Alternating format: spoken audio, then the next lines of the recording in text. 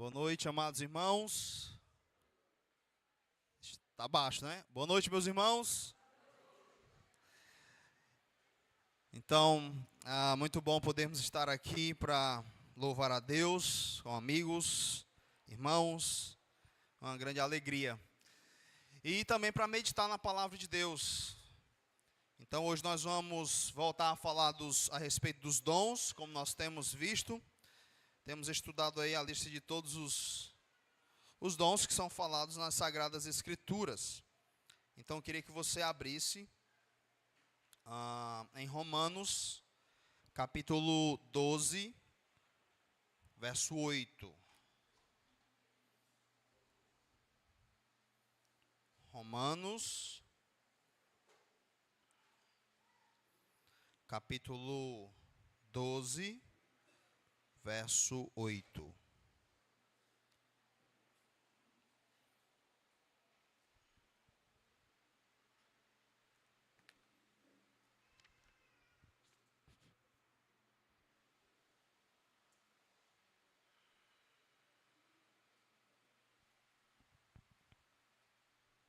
Amém?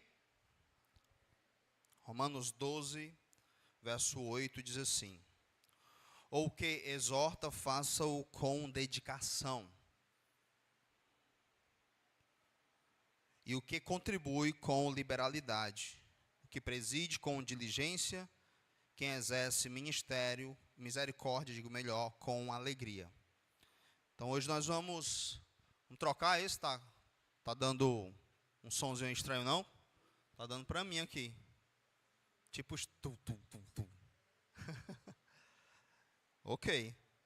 Se tiver, vocês me avisam, aí eu troco. Tá? Tá, Felipe? Então estou ouvindo coisa, viu? Ok. Então, queridos, Romanos 12, 8. Hoje nós vamos estudar o dom da contribuição. Antes da gente iniciar, então, a exposição, nós vamos orar. Senhor, nos ajuda, nos dando da Tua graça, da Tua misericórdia, para compreendermos aquilo que o Senhor tem a nos ensinar. E não somente entender cognitivamente, mas que isso possa transformar o nosso ser. Esse é o efeito da Tua palavra, é dessa forma que o Senhor nos torna mais parecidos com Cristo, nos libertando cada vez mais dos restos dos pecados que ainda habitam em nós, nos permitindo viver para a Tua glória enquanto aguardamos o Teu retorno. E é confiados na Tua graça, nos méritos de Cristo, que nós te oramos, te pedindo que o Senhor nos transforme. Amém. Ok, meus irmãos, o dom da contribuição. A gente já estudou aí alguns dons. Eu quero lembrá-los que existem aí pelo menos 4 listas, ou 5, se você permitir, a respeito dos dons. Então, eu quero fazer um exercício com vocês para a gente aprender, né? Então, tem 4 listas. Quem lembra das referências? Tem uma lista em Romanos, que é essa que eu li, né? Essa está fácil. Romanos 12, do 6 ao 8, você vai ver uma lista lá. Em 1 Coríntios também tem. Capítulo 12, Romanos 12, 1 Coríntios 12. Bem facinho de decorar, né? Então, nos capítulos 12 de Romanos, de 1 aos Coríntios, você vai ter a lista dos dons. Aí em 1 Coríntios você tem do 7 ao 8, do 7 ao 10, até os versículos são parecidos. Romanos 12, do 6 ao 8, 1 Coríntios 12, do 7 ao 10. Está tudo pertinho ali. E aí tem outra lista no verso 28 de 1 Coríntios 12. Em Efésios, capítulo 4, verso 11, a partir do verso 11, nós temos então outra lista de dons. E 1 Pedro, também no capítulo 4 e também no versículo 11, a gente tem a outra lista. Então não está fácil de decorar? Então você vai pensar nas listas dos dons. Rapaz, eu vou procurar os dons. Aí você vai em Romanos 12, 1 Coríntios 12. Efésios 4, 11, né? 1 Pedro 4, 11. E aí você encontra lá. Aí quando você lê, você vai perceber que não tem uma lista fechada. Então ele cita em Romanos 12 alguns dons, que ele repete em 1 Coríntios, mas não cita outros. Então você não vai ter essa lista fechadinha de dons. Por isso acreditamos que os dons não são só esses que estão aqui. Porque não tem uma lista fechada para dizer, só são esses, os dons espirituais que têm como objetivo a edificação da igreja de Jesus Cristo. No entanto, a gente tem que tomar cuidado para não ficar criando dom de todo jeito. Então eu prefiro ficar com os que estão aqui, talvez existam outros, mas aí já é outra história. E aí, por isso que nós vamos estudar só os que estão revelados nas Sagradas Escrituras. Então, até hoje, nós já estudamos o dom de ensino, que seria o mesmo palavra de sabedoria, palavra de conhecimento, ou o mesmo dom do mestre. O dom da exortação, que é aquela ideia de animar os desanimados. Estudamos o dom da fé, e estudamos também o dom do serviço, que aparece em 1 Coríntios 12, 28 como ajuda, ou em algumas traduções, ministério ou socorros.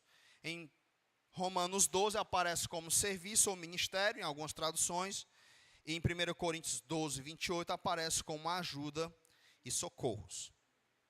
Todo cristão tem pelo menos um dom, tá certo? Para servir a Deus, de que forma? Edificando a vida dos irmãos. Por isso não tem como você ser um cristão sem fazer parte de uma comunidade. Deus deu um dom a você para edificar sua comunidade. Deus, ele predestinou os seus filhos para serem conformes à imagem de Jesus Cristo. Lembra que Deus cria o homem à imagem e semelhança de Deus? E ele diz, vai e encha a terra. Então, o plano primário e principal de Deus é tornar o seu nome conhecido através da sua criação. Só que o pecado entra no mundo, mancha essa imagem de Deus, ela fica deturpada. Por isso que hoje você olha para um ser humano, você não vê nitidamente a imagem de Deus nele. Você vê muito pecado, traição, mentira e por aí vai. Você tem que se esforçar um pouquinho para ver alguma coisa. É a imagem de Deus manchada. Esse plano não muda. Deus então promete um descendente da mulher que vai esmagar a cabeça da serpente que enganou Eva, ali no Éden. E esse descendente da mulher vai então libertar pessoas da escravidão do pecado.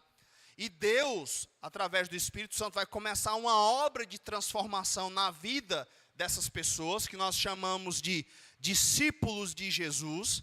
Eles vão ser transformados à imagem de Jesus Cristo, que é o próprio Deus.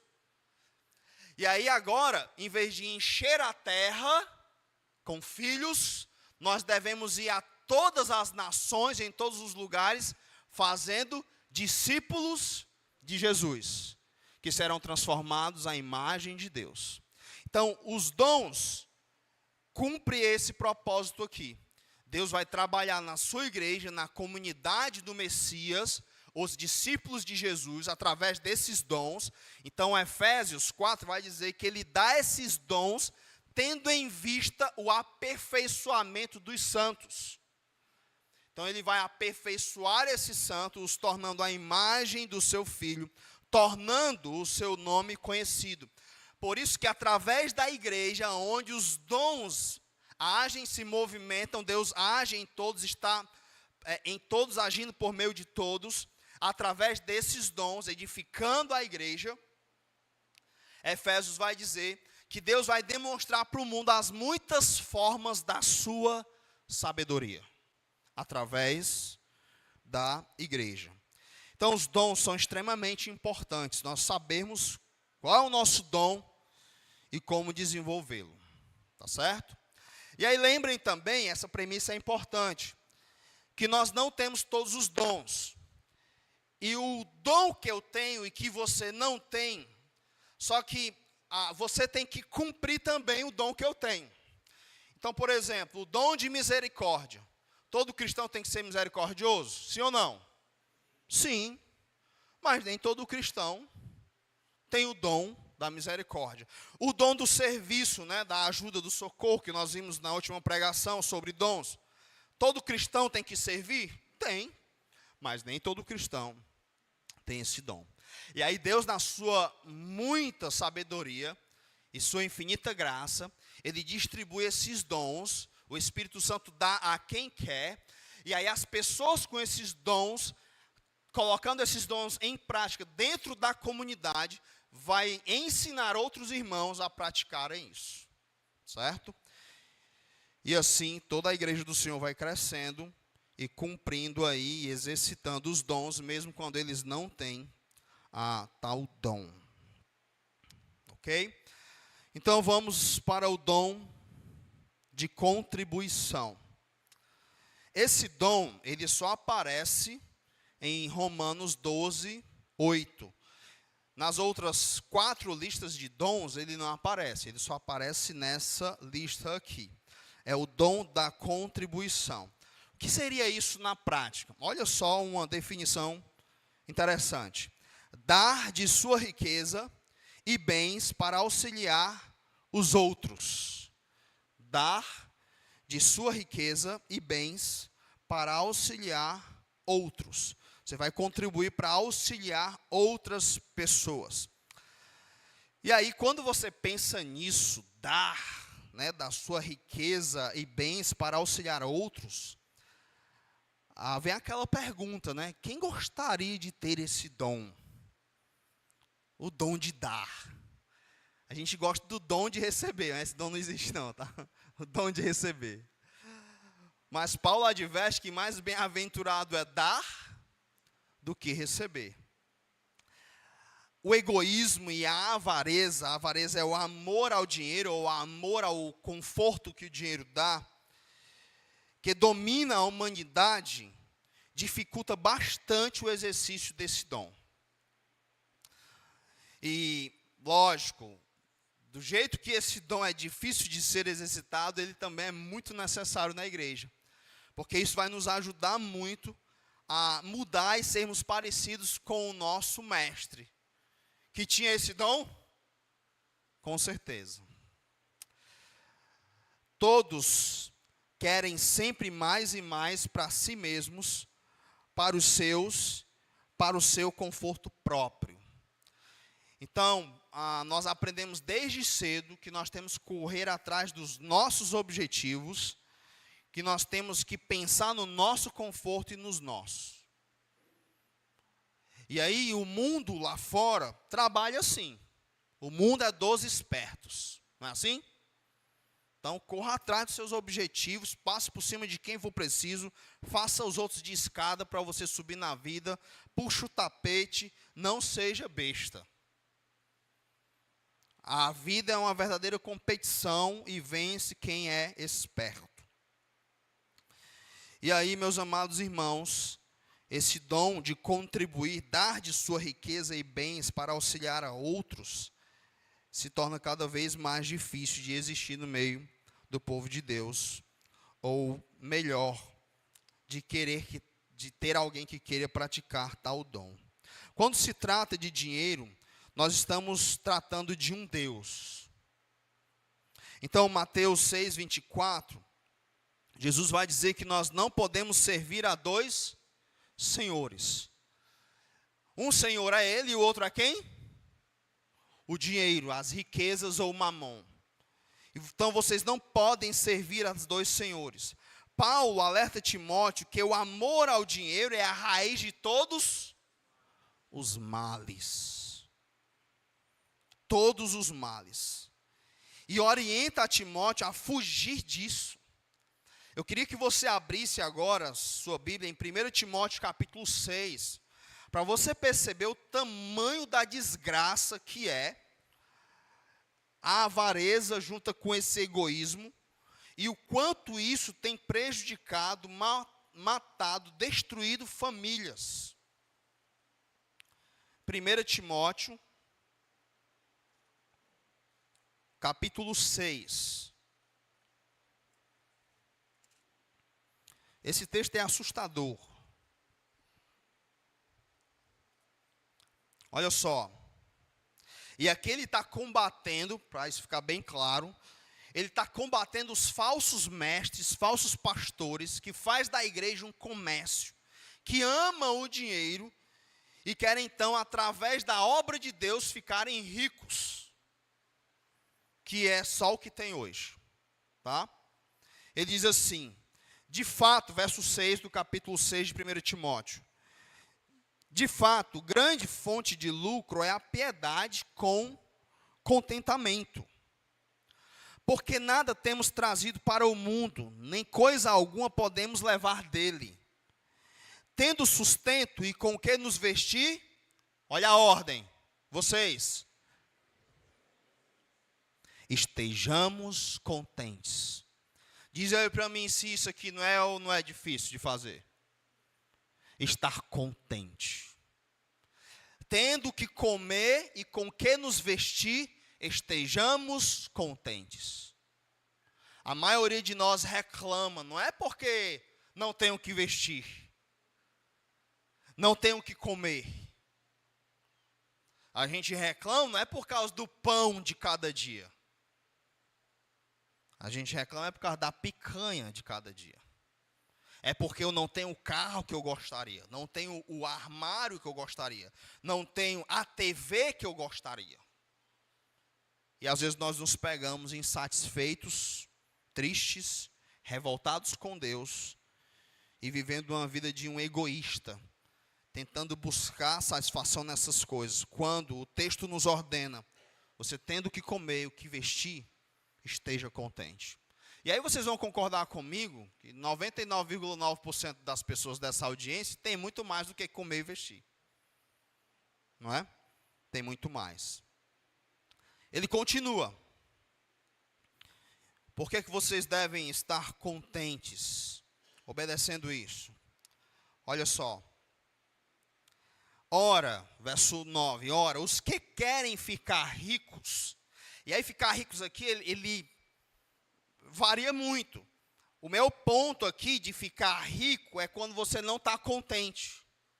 Porque para algumas pessoas eu sou rico, para outras eu sou pobre, concorda? Então, isso varia muito, não tem como medir isso.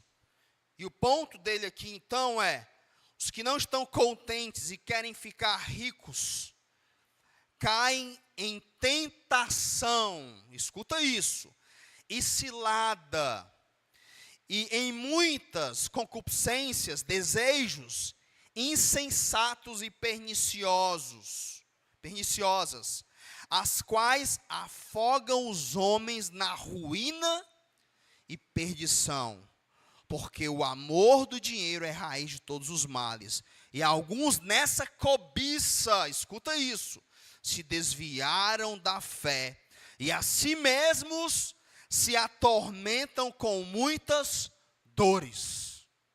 Você já conversou com alguém endividado? Alguém que entra no mundo da agiotagem? Não é assim não? Não é a descrição perfeita dessa pessoa? Eu já vi cristãos que pregaram dinheiro com agiotas para fazer uma viagem de férias. Outros para comprar roupa. E aí vocês sabem que a agiotagem, e aí isso é pecado, ser um agiota, e pedir dinheiro a agiota também é pecado. Você pede 5 mil, no próximo mês você está devendo 6, 7, e de repente você está devendo 50 mil. Acompanha um caso que a pessoa pegou 8 mil para renovar o guarda-roupa. E em pouco tempo estava devendo 50, sendo ameaçado de morte. Como é que resolve isso? E por aí vai. Então a pessoa não se contenta com o que tem, e aí começa a entrar em dívidas. E mais dívidas, não conseguem baixar o padrão de vida, não aceita a vontade de Deus, porque se Deus diminui meu salário, acontece alguma coisa lá na minha empresa ou onde você trabalha, Deus está dizendo o quê? Se você tem 2 carros, agora você vai ter só um. Se você tem um carro e agora você não pode mais manter, você vai andar de ônibus. Mas para as pessoas, que tem carro e voltar a andar de ônibus é o fim da vida. Que conversa é essa? Tem um bocado de gente que anda de ônibus aqui. Hoje está bom que anda de Uber, né? Ou de metrô. E sobrevive. Se você pode pagar um plano de saúde, amém. Mas se você não pode, se o seu salário não tem como pagar um plano de saúde, Deus está dizendo o que para você? Você vai usar a saúde pública. E tem um bocado de gente que sobrevive assim. Agora, claro, se Deus lhe dá um bom salário, você pode fazer isso, o faça, não tem problema nenhum. Mas o que não pode é você não viver contente com o que tem. E aí você entra nessa desgraça aqui. É algo terrível. Então, quando se trata de dinheiro, percebam, se trata de um Deus, não pode servir a dois senhores. Se trata do amor ao dinheiro, que é a raiz de todos os males. Se trata de se desviar da fé. Ele termina o texto dizendo que muitos, nessa cobiça, se desviaram da fé. E se atormentaram com muitas dores. Muitos se desviam da fé pelo dinheiro. Ou pelo conforto que o dinheiro dá. As pessoas querem trabalhar. Às vezes os pais abandonam seus lares para trabalhar, para poder dar conforto. E aí vão trocando os valores. Algumas pessoas, para ganhar um pouco mais, para poder ter um conforto melhor, aceitam trabalhar aos domingos também. E aí atrapalha a vida na igreja e tudo, para poder dar um conforto melhor. Sempre pensando nisso. Conforto, conforto e conforto. Deixa eu te dizer uma verdade nua e crua. Quem disse que Deus quer o nosso conforto? Me mostra isso na Bíblia. Quando Jonas estava ali irado, esperando que Deus matasse todos os habitantes de Nínive, e deu um sol assim brabo na cabeça dele, ele desejou para si a morte. Então Deus faz uma planta nascer que lhe dá conforto. E aí ele respira e se alegra com aquela planta. Aí sabe o que Deus faz no outro dia? Envia um verme e mata aquela planta. E Jonas fica irado com Deus e pede para morrer. Porque Deus tirou o conforto dele. E eu poderia aqui falar várias vezes. E vários exemplos disso. Quem disse que Deus quer o nosso conforto? Deus quer, meus amados irmãos, que nós o sirvamos. E nada pode estar na frente disso. Absolutamente nada. Então, muitos cristãos começam a se desviar. Às vezes eu pergunto, né, alguns irmãos começam a faltar à igreja e tudo, as reuniões aos domingos, não, eu tenho que trabalhar, eu estou precisando, pastor e tal, e tal, e tal. Aí eu disse, ei irmão, quer ficar rico, é? Pergunto logo. Quer ficar rico? Como é? Isso aí vai durar quanto tempo? Vai durar quanto tempo isso? Porque nós sempre queremos um pouco mais. Perguntaram para o Bill Gates, ei, quando é que tu vai parar? Quanto tu quer? Ele disse, sempre um pouco mais. Sempre um pouco mais. É assim. E aí às vezes nós escondemos, porque eu preciso disso e tal. Escondemos um coração avarento que ama a riqueza. E passamos a negociar coisas inegociáveis. Perdemos às vezes a infância dos nossos filhos para dar um bom colégio, um plano de saúde, uma boa alimentação, a melhor roupa de marca, um carro melhor. Às vezes o filho está pouco se lixando que carro você tem. Ele quer saber se você tem tempo para brincar com ele. Ele não quer saber qual é a bicicleta, se você comprou uma bicicleta usada lá, de R$150, ou uma bicicleta de R$1.000. A questão é se você vai estar lá com ele ensinando, acompanhando. É isso que vai ser marcante. Só que o diabo veio e disse assim, um bom pai, um bom lar é aquele que tem conforto. E nem sempre o é. A relação com o dinheiro envolve amor, o amor ao dinheiro é a raiz de todos os males, envolve serviço, vocês não podem servir a dois senhores, e envolve adoração. Já pensou? Porque é um Deus. É uma idolatria, como o texto sagrado diz em outra parte. Então, muitos, por causa do dinheiro, se desviam da fé, e muitos usam a fé para ganhar dinheiro, sem o menor temor a Deus. Homens maus estão aí, falsos mestres, pastores covardes, sem escrúpulos, estão enganando o povo de Deus, se é que eu posso chamá-los de povo de Deus, porque eles também estão indo lá atrás de dinheiro.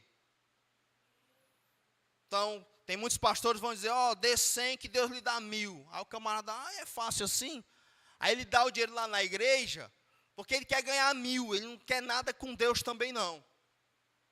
Então é um camarada falso, seguido por vários falsos. E ninguém está ali para agradar a Deus, todo mundo está ali por causa do dinheiro. Isso é terrível. Diante de tudo isso, percebemos o quanto é importante o dom da contribuição para a saúde da igreja e salvação de muitos irmãos que estão naufragando na fé. Quem exerce esse dom, o dom de contribuir, deve fazê-lo com liberalidade. Talvez você ainda não conseguiu conectar, diante de tudo que eu falei, de toda a destruição que o amor ao dinheiro faz, com o dom da contribuição. Segura aí o raciocínio que já chegou lá. Então, o dom da contribuição, Romanos 12 diz, quem vai exercer esse dom, o dom da contribuição, deve fazê-lo com liberalidade. Então, contribuir é dar, compartilhar. Liberalidade significa singeleza, simplicidade, sinceridade, honestidade na mente. Virtude de alguém livre de pretensão e hipocrisia. Não egoísta, sinceridade de coração que se manifesta pela generosidade. Então, essa contribuição, aquelas pessoas que dão dinheiro, na igreja, digamos, esperando receber mais, tem nada a ver com o dom da contribuição. São só pessoas avarentas querendo tirar proveito de Deus. Se você dizer assim, tem um Deus aqui chamado abacaxi, se você der 100 reais para ele, ele dá 1000. Eles vão dar do mesmo jeito. Não importa qual é o Deus. Se me fizer rico, eu estou dando dinheiro a ele. É isso. Por isso, igrejas assim nós não consideramos saudáveis e nem sequer igreja. Barnabé e Ananias e Safira é um exemplo disso aqui. O que seria essa liberalidade. Então ele diz que aquele que tem o dom de contribuir, faça isso com liberalidade, com honestidade da mente, livre de pretensão e hipocrisia. Então acontece um exemplo desse lá em Atos capítulo 5. Antes, no finalzinho do capítulo 4, ele cita o exemplo de Barnabé. O que Barnabé fez? Ele tinha o dom da contribuição. A igreja, ela sempre foi uma comunidade que ajuda as pessoas. Então, no início da igreja, você tinha muitas pessoas pobres. A instituição dos diáconos foi exatamente para organizar a distribuição diária de alimentos para as pessoas pobres. A igreja é tão incrível nisso, que em 1 Timóteo está estabelecido a regra para serem escritas viúvas, para serem sustentadas na igreja. E aí tem lá o padrão, as características ou as qualificações de uma viúva que poderia ser escrita. Porque no primeiro século, lembra, não tinha aposentadoria, as mulheres não trabalhavam. Como é que elas ficavam? A igreja sustentava. E os pobres da igreja? A igreja sustentava. A gente aprendeu hoje sobre a EBD, que foi um camarada lá, dono de um jornal, que criou uma organização para quê? Para educar as crianças que ficavam na rua aos domingos. E aí ele ensinava matemática, inglês e história, dava alimentação para elas e ensinava a Bíblia também, de 10 da manhã às 5:30 da tarde. Quem fazia isso? Um cristão. Aí, meus amados irmãos, Barnabé então, olhando para esse cenário, rapaz, é muita gente pobre na igreja, e ele era um homem rico, o que ele faz? Ele pega um terreno dele, vende, Aí vai lá nos apóstolos aqui, ó, para ajudar os pobres aí. Aqui não se trata de dízimo, de oferta, tem nada a ver, tá? Ele vai e entrega lá, para então cuidar dos pobres que tinham lá na igreja. Ananias e Safira viram isso. Disse, rapaz, eu também quero. Certamente alguém deve ter elogiado. Isso não era escondido. Nós vamos perceber que como esse dom ele vai ajudar as pessoas a amadurecerem, a vencer esses pecados do amor ao dinheiro, do serviço a mamon, da adoração, de se livrarem de muitos tormentos. Parece que Deus faz questão de registrar esse dom em ação. Então, tudo indica que a igreja ficou sabendo. A gente vai ver vários textos onde deixa claro esse dom da contribuição. E aí, quando Ananias e Safira viram isso, eles combinaram. Vamos vender também. Aí a gente vai dar só a metade, mas a gente vai dizer que a gente deu todinho. Que é para o pessoal olhar para a gente. Isso não era o dom da contribuição. Eles estavam com honestidade na mente? Não. Eles não contribuíram com liberalidade. Eles queriam um reconhecimento. Já viu aquela pessoa que vai dar algo para os outros, quer que os outros vejam? Para receber elogio? Pronto, eram eles aqui. E aí Pedro diz assim, ei, vocês não eram obrigados a dar não. Vocês não precisavam inventar essa mentira, o dinheiro era de vocês. Mas eles fizeram isso e os dois foram julgados por Deus e Deus matou os dois por conta disso. E o que é isso aqui? A avareza. Querendo aparecer para as pessoas. Muito triste. A relação com o dinheiro. Entende? Veja como o dom da contribuição é importante. Quem tem um dom deve exercê-lo dessa forma. E aí você deve lembrar que eu já falei hoje. Deus vai usar esse dom para abençoar a igreja. Então, quem tem esse dom é para ajudar a comunidade a ser livre. Escuta isso. Eu fiquei impressionado quando eu cheguei a essa conclusão. Quem tem esse dom, eu não tinha ideia o quanto esse dom é importante para a comunidade. Quem tem esse dom deve exercê-lo para ajudar a comunidade a ser livre de servir, de ser escravo de mamon, as riquezas, de amar a raiz de todos os males, ser livre da avareza que é a idolatria, de se atormentar com muitas dores e se desviar da fé. Já pensou, irmãos? O quanto esse dom é importante para a igreja? Sendo bem sincero com vocês, eu nunca imaginei que esse dom poderia guardar a igreja de tanta desgraça.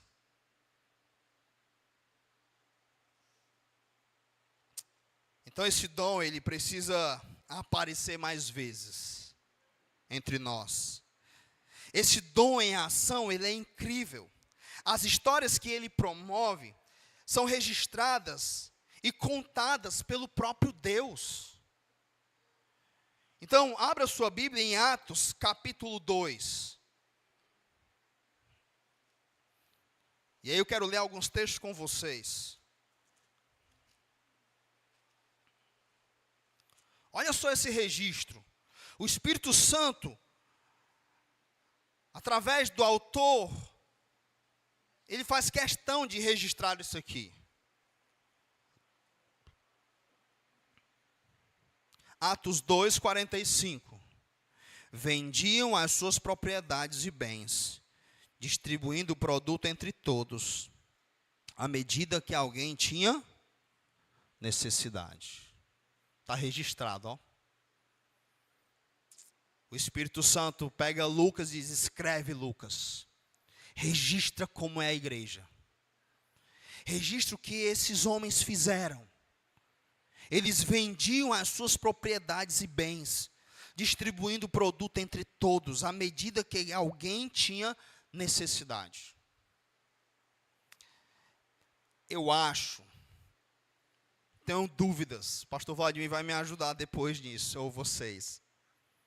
Eu acho que eu tenho esse dom. Porque eu gosto de ajudar e tal, de contribuir. Eu me alegro nisso. Mas eu nunca vendi algo meu para ajudar alguém. Nunca. Se o dom envolver isso aqui, eu não tenho. Alguém já fez isso? Difícil. É exigir demais de nós, não é? Mas era comum.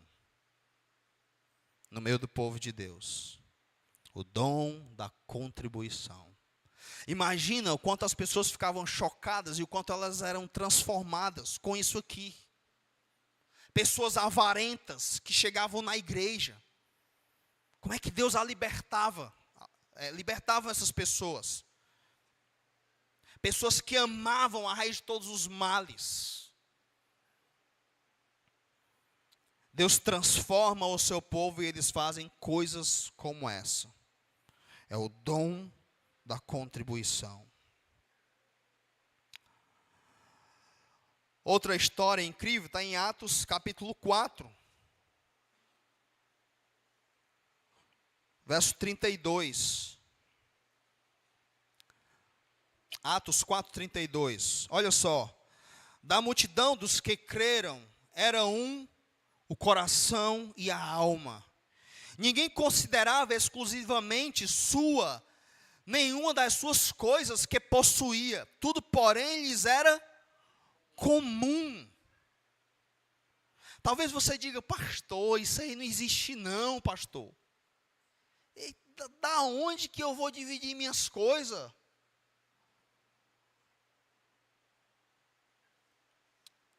E o nosso mestre, irmãos? Nosso Cristo.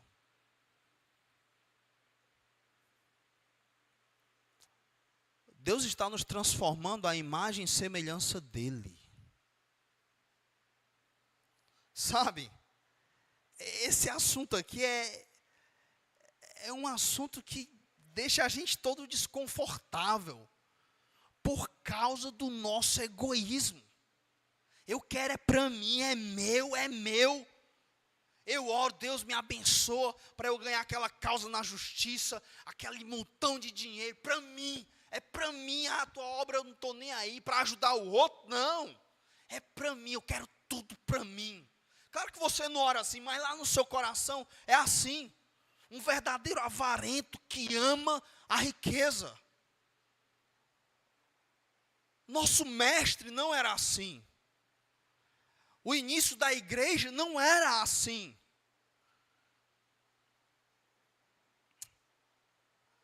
Ah, meus amados irmãos. Olha só o que o texto diz, 33. Com grande poder os apóstolos davam testemunho da ressurreição do Senhor Jesus, e em todos eles havia abundante graça, pois nenhum necessitado havia entre eles. Porquanto os que possuíam terras ou casas, vendendo-as, traziam os valores correspondentes e depositavam aos pés dos apóstolos. Então se distribuía a qualquer um à medida que alguém tinha necessidade. Isso aqui não é socialismo, tá? Deixar bem claro.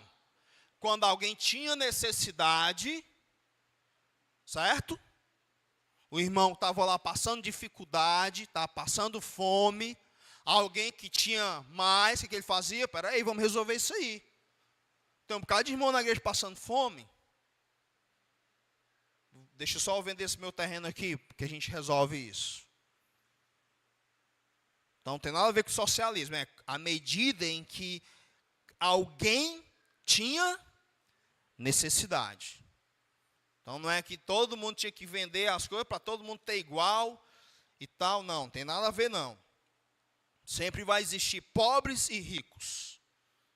E os ricos aqui, o que eles fazem quando vê um pobre passando necessidade? Dentro do contexto eclesiástico, ele vendia o que ele tinha para resolver essa situação. E cuidado para não confundir. Quer dizer, pastor, essa pregação aí, talvez você esteja pensando, pastor, eu não estou mais comendo picanha lá em casa. A igreja devia, porque eu estou passando necessidade, meu amigo. Se tiver um ovinho lá para você, que você está comendo. Tiver uma mortandela, uma carne de lata. Isso não é comida, não? Tem que ser picanha? Não é? Então, cuidado com isso. Às vezes, estou passando necessidade. Aí você vai lá. Não. Eu gosto muito desse exemplo, né? Eu aprendi com um pastor. Se cortaram a energia do irmão, aí o pastor foi lá e tal para ajudar. Chegou lá, o irmão tinha uma TV de 65 polegadas na sala, outra no quarto e uma na cozinha. Esse irmão vende essas TV, aí você paga a energia. Entende? Não está passando necessidade. É que não quer abrir mão do conforto. Não quer abrir mão do conforto. Não estou dizendo aqui que quando acontece um imprevisto, né? Às vezes acontece um imprevisto, irmão que adoeceu, perdeu o emprego ali de última hora, era autônomo e tudo, a gente vai chegar lá também e dizer, não, tem que vender tudo que você tem. Não, a gente vai lá, dá aquela força, dá aquela ajuda. Agora vamos criar um plano aqui para organizar a sua vida dentro do que você está vivendo. Aí sim, se você tem um carro, você não vai mais poder ter um carro. Vamos reorganizar a sua vida, que também a gente não vai conseguir viver sustentando você para você manter o seu padrão. Isso não existe, tá? Mas o fato é que a igreja ela caminhava da seguinte forma. Aí você tem as mulheres que cuidavam dos apóstolos. Eu acho isso aqui incrível. Como o ministério das mulheres no primeiro século era incrível. Você pensa assim, como é que Jesus sobrevivia, né, com os apóstolos? Eram mulheres que contribuíam. E aqui e acolá ele, né, multiplicava pães.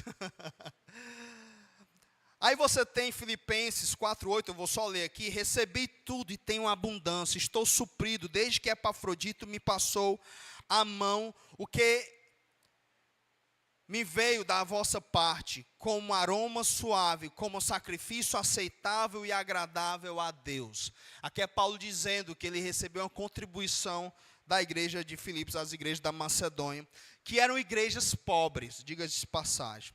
Aí você tem também 3 João, essa eu queria que vocês abrissem lá. É um texto difícil da gente ler. João, você vai em Apocalipse, aí você vai voltando. Apocalipse é o último livro. Aí você vai voltando, chega em Judas, e volta mais uma folha, você chega em 3 João.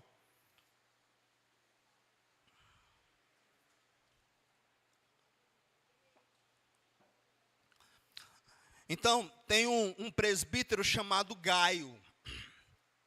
Esse presbítero, ele também tem o dom da contribuição. E olha só o que o texto diz. O presbítero, ao amado Gaio, a quem amo, na verdade, amado, acima de tudo, faço votos por sua prosperidade e saúde, assim como é próspera a tua alma. Então aqui, João está desejando que ele seja rico. Já pensou? Hoje nós vamos ver o que é uma teologia da prosperidade saudável, tá? E está desejando que ele seja rico. Por que será? Vamos lá. Pois fiquei sobremodo alegre pela vinda de irmãos e pelo seu testemunho da tua verdade, como tu andas na verdade. Não tenho maior alegria do que esta, a de ouvir que meus filhos andam na verdade. Amado, procedes fielmente naquilo que praticas para com os irmãos, e isto fazes mesmo quando são estrangeiros, estranhos, os quais perante a igreja deram testemunho do teu amor. Só abre um parênteses aqui, tá? O amor, ele é prático e sacrificial. Que testemunho era esse desse amor? É que Gaio recebia missionários em sua casa, sustentava eles e dava suprimento para eles irem além na obra missionária. Então, a obra de Gaio, que ele é elogiado, e o amor dele é provado por isso. Por isso que se convencionou na humanidade, isso faz sentido, quando às vezes nem sempre é verdade, mas envolvem isso. Quando você dá um presente caríssimo para alguém, geralmente a pessoa diz, aí ama mesmo. Aí ama, olha só o que essa pessoa fez por essa. Aí tem amor, porque envolve isso também. O amor, ele é mensurável nesse sentido aqui. Claro que nem sempre é assim. Fecha parênteses. Ele diz mais: pois por causa do nome foi que saíram. Verso 7, eu estou lendo. Não, desculpa, eu pulei, né? Vamos ler a partir do 6. Os quais perante a igreja deram testemunho do teu amor. Bem farás encaminhando-os em sua jornada por modo digno de Deus. Modo digno de Deus é a ideia da forma como Deus os trata. Então ele recebia esses irmãos em sua casa e ele tinha que encaminhá-los por modo digno de Deus. Pois por causa do nome, o nome de Deus, foi que saíram, nada recebendo dos gentios. Portanto, devemos acolher esses irmãos para nos tornarmos o quê? Cooperadores da verdade. Então ele recebia esses irmãos em sua casa. Quando você recebe irmão na sua casa, você gasta? Gasta. Recebia, ficava com eles lá durante alguns dias e depois, está aqui, ó, para você ir para onde você vai. Era dessa forma. E aí eles testemunhavam desse presbítero, desse amado Gaio, o que ele estava fazendo na obra missionária. As pessoas chegavam na igreja dele lá, na casa dele, e ele tratava dessa forma. Ele tinha de fato o dom da contribuição. E o fazia com liberalidade, com sinceridade. Deixa eu ler outro texto para vocês. Esse é o penúltimo texto dessa noite. 2 Coríntios, capítulo 8.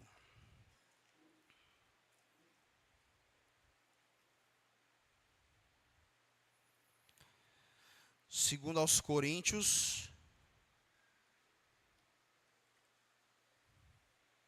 capítulo 8.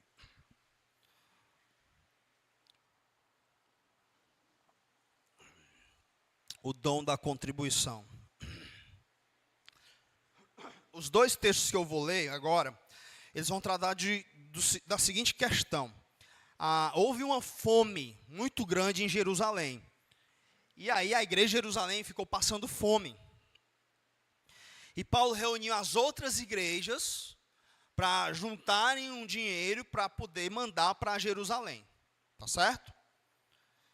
E aí ele vai chamar de assistência aos santos. Então ele vai ajudar. Então no verso 1 do capítulo 8 de 2 aos Coríntios, nós vamos ter um relato interessante. Ele escrevendo para a igreja em Corinto, falando a respeito de outros irmãos. Também, irmãos, vos fazemos conhecer a graça de Deus concedida às igrejas da Macedônia. Porque no meio de muitas provas de tribulação, manifestaram abundância de alegria. E a profunda pobreza deles superabundou em grande riqueza da sua generosidade. Então eram igrejas pobres na Macedônia, pelo menos 3 igrejas, bem pobres. E parece que Paulo não queria que elas participassem disso. Por quê? Porque elas eram pobres. Tá certo?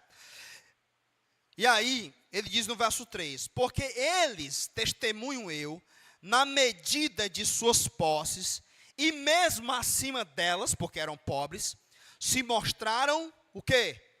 Voluntários, pedindo-nos com muitos rogos, a graça de participarem da assistência aos santos.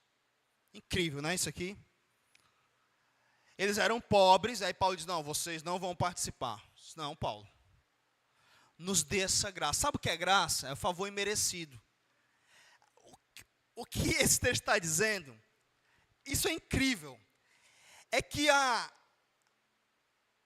contribuição não deve ser uma necessidade, ou fazer isso forçadamente. É um privilégio. Eu não mereço fazer isso. Você tem noção? Eu não mereço ter o privilégio de contribuir. Eu estava fazendo um devocional com a Ruth, e era sobre os presentes que Jesus recebeu. Ouro, incenso e mirra, não é? Aí eu disse assim, Ruth, antes de falar dos presentes, né, eu disse, Ruth, foi muito difícil para José, porque eles já eram pobres, estavam com um bebê recém-nascido. E eles tiveram que fugir para o Egito. Aí lá ele não tinha trabalho ainda. Você imagina a situação, né? Você foi lá para o recenseamento e de lá você não pode voltar para a sua casa. Você tem que fugir para outra cidade com um bebê. Como é que faz isso? Você sendo pobre, no primeiro século. Aí o meu ponto era dizer para ela dos presentes. Que Deus providenciou presentes caros que ia ajudar nas despesas. E aí eu disse, ei Ruth, tu acha que ele resolveu quanto? Pai, eles tinham um bebê que podia tudo. E ela falou a verdade, não é? Eles tinham um bebê que podia todas as coisas, eles não precisavam se preocupar com isso. Só que Deus, na sua infinita graça, deu o privilégio dos reis magos presenteá-lo para o sustento dele. Deus deu o privilégio para as mulheres sustentarem o ministério de Jesus. Deus não precisa dos nossos recursos,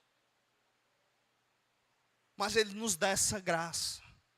Só que alguns de nós, por causa da avareza, do amor ao dinheiro, nós vemos isso como algo pesado. Aí o pessoal fica discutindo, o dízimo é para hoje, não é, e tal. Essa baboseira toda. Respeito a discussão teológica, séria. Mas a maioria é encontrando uma brecha. Não queria dar 10%, não sei o quê. Meu amigo, é um privilégio, tudo que eu tenho eu recebi dele. Às vezes, na obra aqui, né, na reforma, e a gente gastando muito, muitos irmãos gastando aqui. Eu não posso ficar fora disso. Aí eu lembro que uma vez eu ia para casa e disse, rapaz, eu estou gastando demais, eu tenho que dar uma freada. Na mesma hora eu pensei assim, mas Deus é papocado comigo. E eu tenho que ser papocado com a obra dele. Aí eu disse, Senhor, me perdoa por eu dizer que o Senhor é papocado. Mas aí eu fiquei refletindo daquilo, né? Disse, meu amigo, Deus ele não é mesquinho não com a gente. Deus ele nos abençoa assim. Papocado é uma expressão cearense. Quem é lá do sul não está sabendo o que eu estou falando, né? Mas é assim, imagina o cara chega e eu vou pagar tudo isso aqui, é papocado. Entendeu, pastor Vladimir? O senhor é papocado. Viu? Quando a gente vai comer uma pizza, ele é papocado. Ele deixa que eu pago tudo aí. Pronto, aqui no cearense você é papocado. E aí o Senhor, Ele nos abençoa assim, sem medida, irmãos. É incrível. Então a gente não pode assim ser preso a isso. Veja como esses irmãos pobres encaravam a contribuição para ajudar outros irmãos pobres. Eles, Paulo, me dá a graça de participar. Eu sei que eu não mereço. E somente aqui há voluntariedade. Eles se mostraram voluntários. Porque se eu tenho, não existe esse negócio de voluntariedade. Meu irmão passando fome, eu sou voluntário agora, é voluntariedade, eu decido se eu vou dar, se eu não vou dar. Eu vou estar em desobediência. E eu vou provar isso no último texto, que também vai falar do mesmo assunto. Então, 1 Coríntios 9, olha só.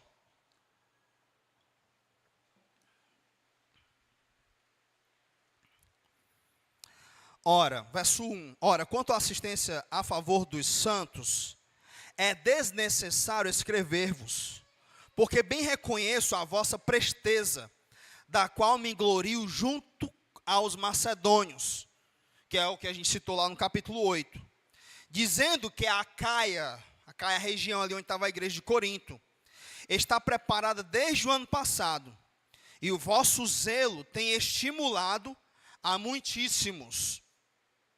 Então, Paulo está escrevendo para eles, aí diz, eu nem preciso falar sobre isso com vocês, Porque o zelo de vocês tem estimulado a muitas pessoas. O dom da contribuição estimulando os outros, ensinando a todos a contribuírem. Então, Paulo, ele reconhece isso na igreja de Corinto. Aí vocês vão lembrar que nós estudamos 1 Coríntios 9, nós estamos em 2 Coríntios 9. 1 Coríntios 9, vocês vão lembrar que essa igreja era uma igreja mesquinha e não sustentava nenhum obreiro.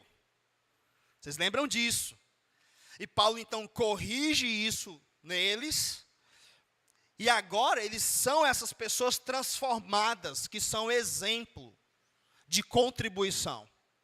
Pessoas que eram avarentas. E olha que a igreja em Corinto era uma igreja rica. E agora eles estão ajudando outros irmãos. E eles são falados para outras comunidades como exemplo de contribuição. Verso 5. Portanto, julguei conveniente recomendar aos irmãos que me precedessem entre vós e preparassem de antemão a vossa dádiva já anunciada, para que esteja pronta como expressão de generosidade e não de avareza. É o contraste. Generosidade, ajudar aos pobres lá que estavam passando fome, e avareza. Por isso que, na minha concepção, não há voluntariedade. Há obrigatoriedade. Porque ou eu contribuo, ou eu ajo com generosidade, ou eu sou um avarento. Para o pobre, não. Ele não tem.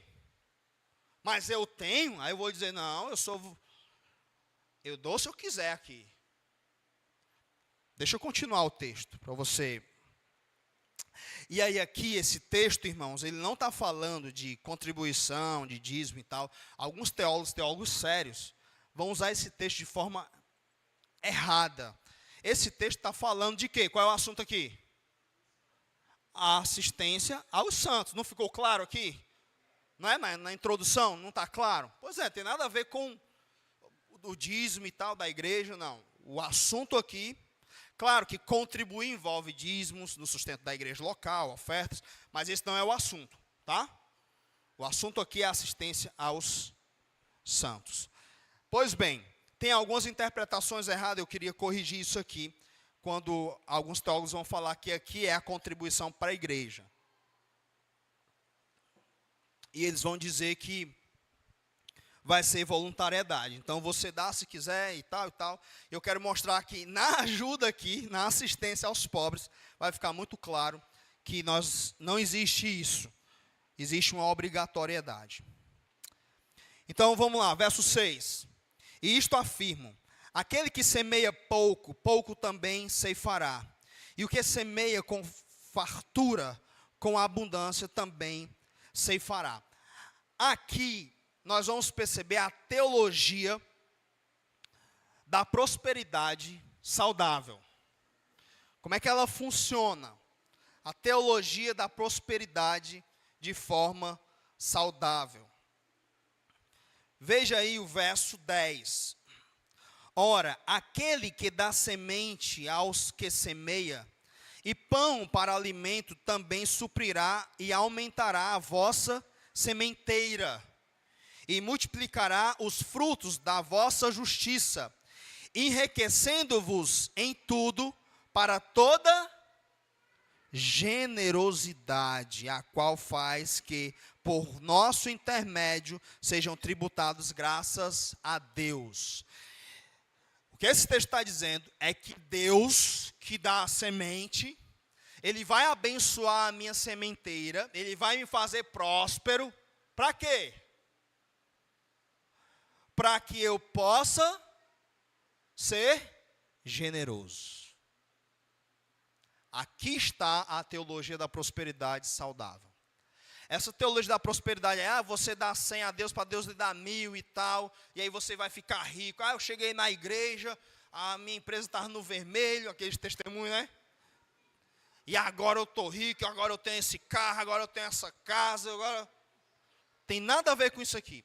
Deus, Ele abençoa os generosos, para que eles sejam mais generosos. Deus abençoa quem tem o dom de contribuir para que ele contribua.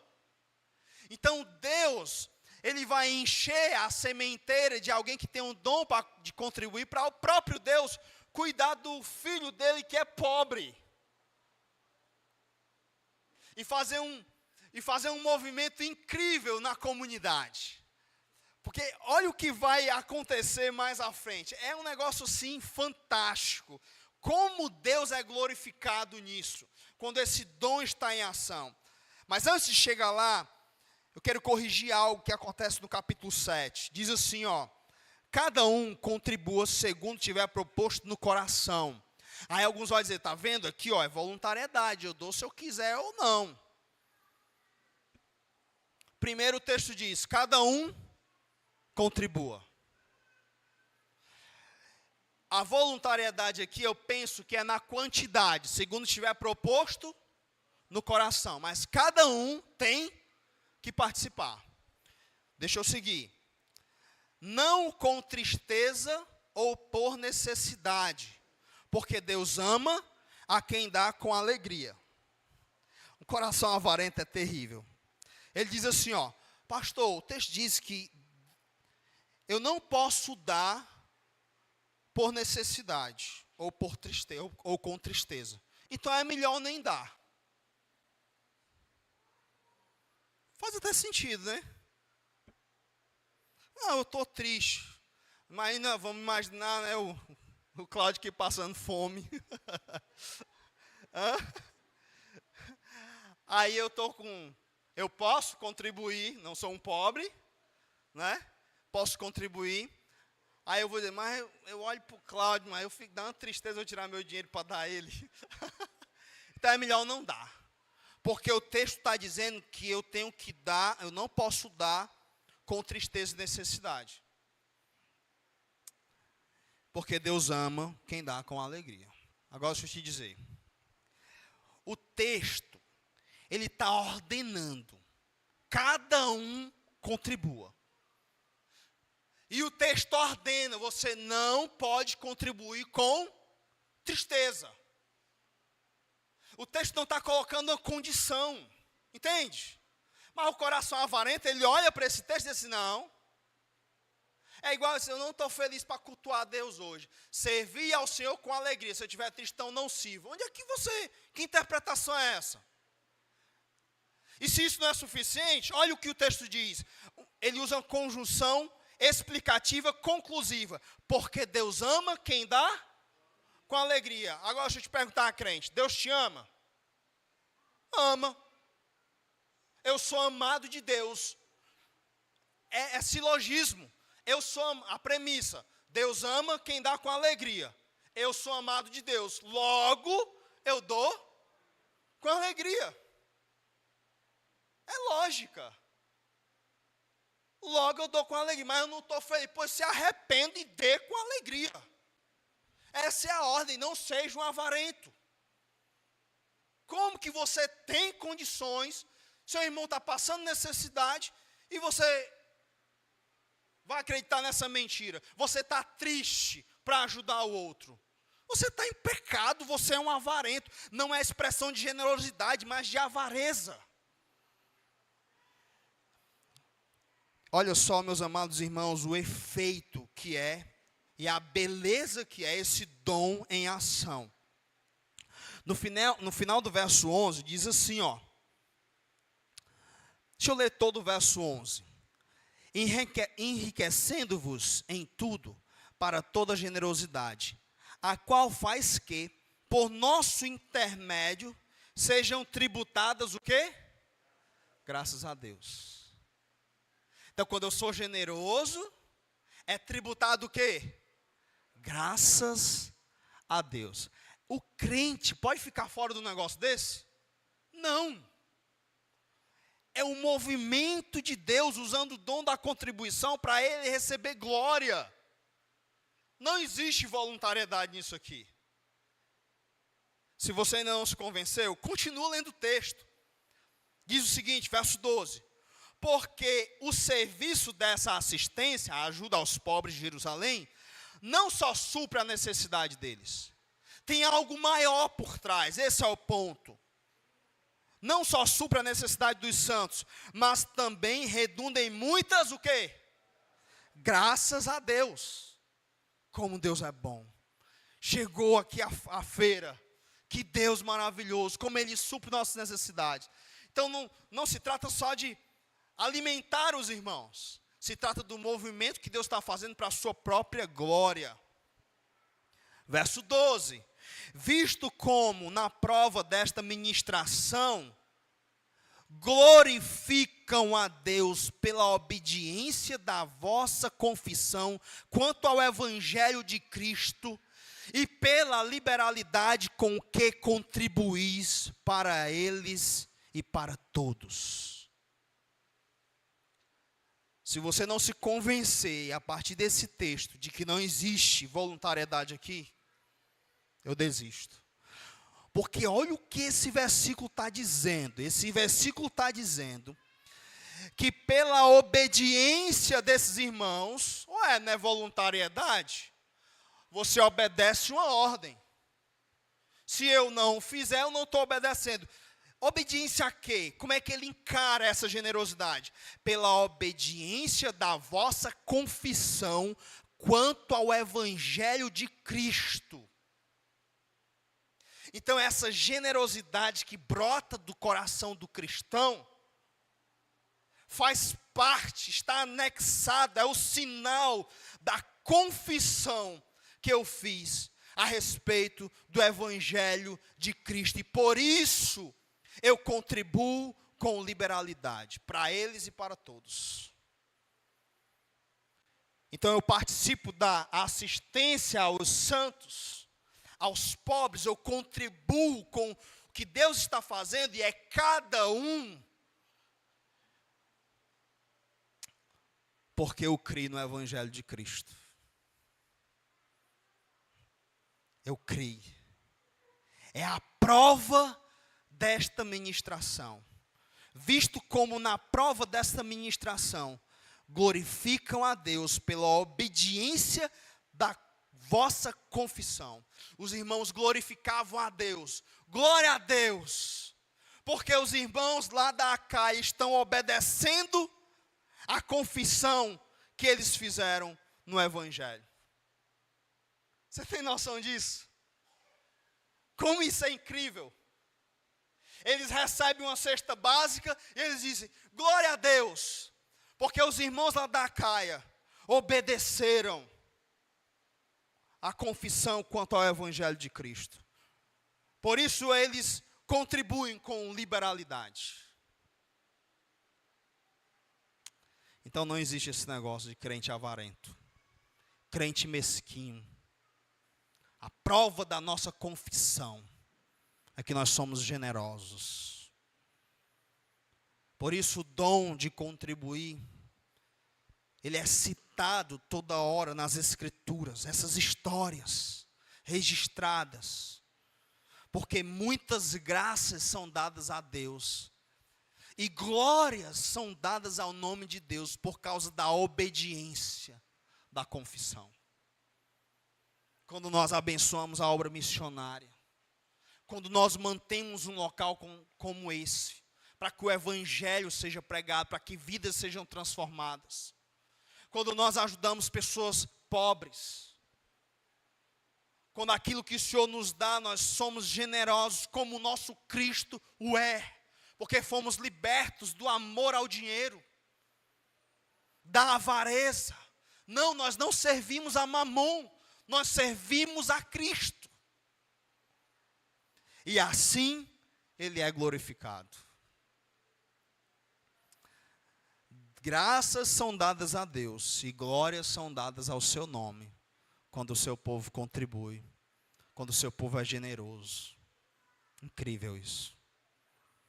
O dom da contribuição. E para finalizar, olha que coisa maravilhosa no verso 14. Ele termina dizendo que pela liberalidade com que contribuís para eles e para todos, enquanto oram eles a vosso favor, com grande afeto, em virtude da superabundante graça de Deus que há em vós. Aleluia.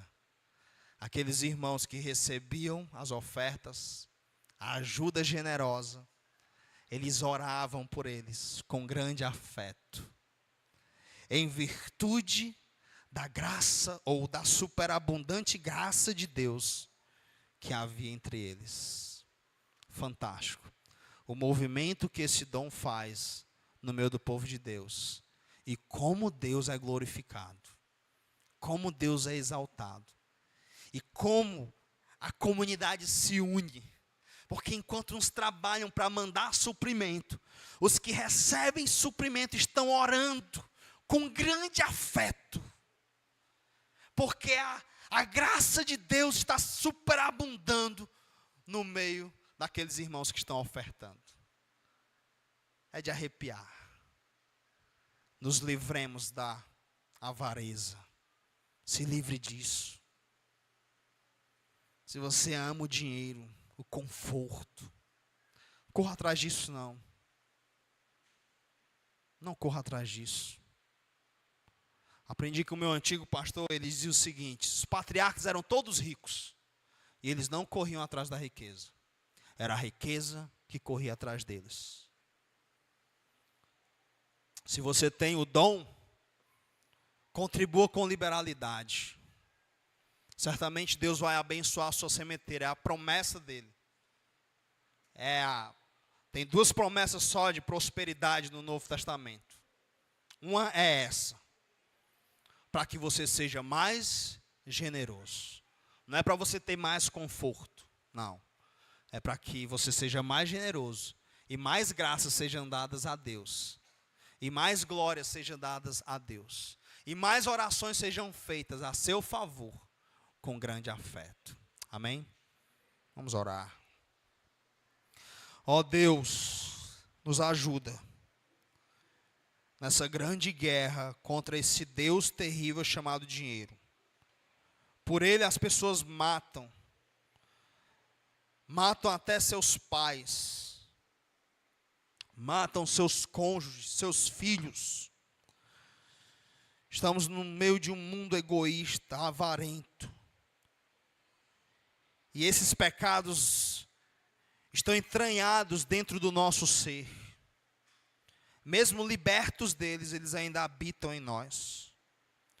Por isso nós te clamamos em nome de Cristo. Nos ajuda a sermos generosos, imitando o nosso Salvador. Nos livra dos grandes males que o amor ao dinheiro traz.